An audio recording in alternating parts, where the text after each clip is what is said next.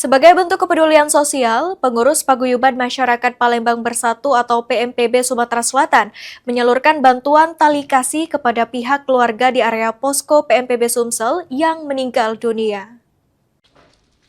Sebagai wujud empati dan solidaritas antar sesama, Ketua Umum PMPB Sumsel yang diwakili pengurus Paguyuban Masyarakat Palembang Bersatu atau PMPB Sumatera Selatan menyambangi rumah duka almarhumah istri dari Bapak Mansur di kawasan Kenten Indah.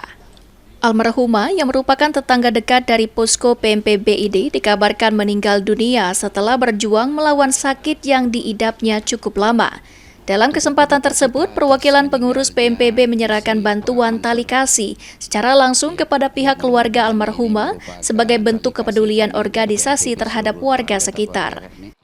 Dan mudah-mudahan musibah ini menyebabkan kesabaran bagi Pak Mansur. Mungkin ini saja yang dapat kami sampaikan. Ini mohon diterima Pak Mansur. Ayo, terima kasih atas bantuan.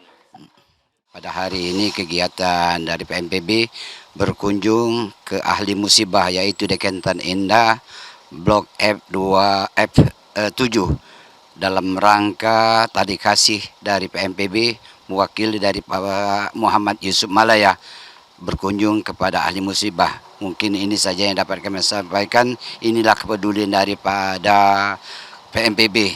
Mudah-mudahan PMPB selalu bangkit terus, selalu memenuhi kasih kepada orang-orang yang membutuhkan. Yang timpa musibah ini adalah tetangga dari tempat di mana PMPB berdomisili, yaitu di Kenten Indah. Dia merupakan ibu daripada suaminya yang bernama Pak Mansur. Dia sudah beberapa tahun yang lalu sudah sakit lama, pagi tadi dia meninggal dunia dan pada hari ini akan dikubur.